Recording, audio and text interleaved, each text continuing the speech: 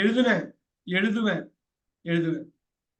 Okay, உங்களுக்கு தமிழ் இது வேணும்னாக்கா நான் ஒரிஜினல் ஸ்கிரிப்ட் நான் அனுப்புவேன். 6 ஹவர்ஸ் முடிச்சதுக்கு அப்புறம் அனுப்புவேன். ஒன்றும் ப்ராப்ளம் இல்லை.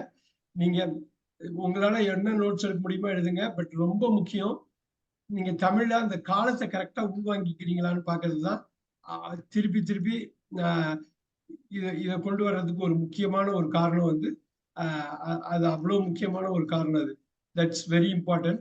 எனக்கு நீங்க you will come to know about this. நான் எதுக்காக இவ்வளவு தூரம் ஸ்ட்ரெஸ் பண்றேன்னு, because that is very very very important. அடுத்ததுக்கு போலாம் நம்ம.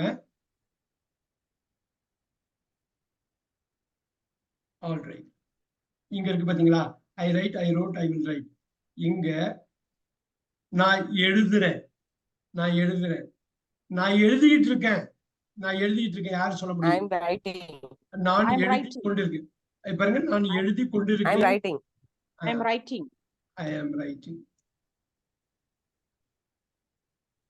நான் எழுதி கொண்டிருக்கிறேன். நல்லா பாத்துங்க. I am writing. நான் எழுதி கொண்டிருக்கிறேன். நான் எழுதுறேன், எழுதிட்டு இருக்கேன். எழுதுறேன், எழுதிட்டு இருக்கேன். பாருங்க, நம்ம பார்த்தோமா ரைட்டிங்னா எழுதி கொண்டுன்னு பார்த்தோமா? ஞாபகம் இருக்கா? எழுதி கொண்டு V4 பார்த்தோமா? எழுதி கொண்டு இருக்கிறேன், எழுதி கொண்டு இருக்கிறேன். அதே மாதிரி நான் எழுதி கொண்டு, அதே மாதிரி ரைட்டிங் வரும். நல்லா பாருங்க, தமிழுக்கு இங்கிலீஷ் எங்க வேறுபடுதுன்னா பொசிஷன் மாதிரிதான். நான் எழுதி கொண்டு அப்படின்னு நம்ம உள்ள வந்துடணும். இவங்க வெளில போட்டுறாங்க இருந்தேன். வந்துருச்சா? இங்க வந்துருச்சா?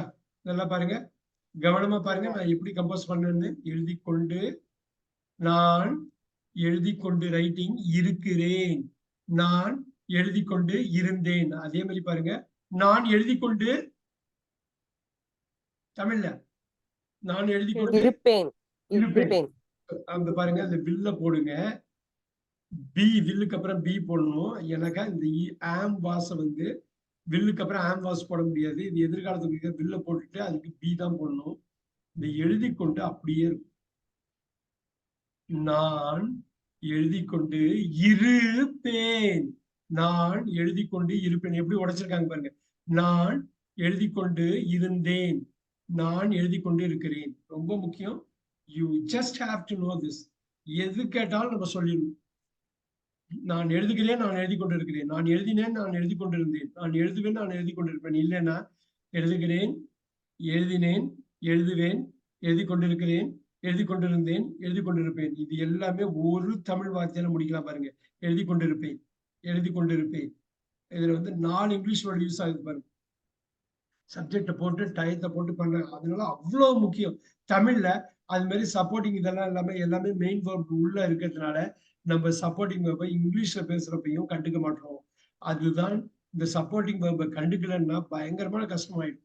ஏன்னா இந்த சப்போர்ட்டிங் வேர்பு இங்கிலீஷ்ல அவ்வளவு முக்கியம். சோ அந்த 23 வார்த்தையை போட்டுடலாமா? இந்த சப்போர்ட்டிங் வேர்பு 23 வார்த்தையில வரும். கரெக்டா?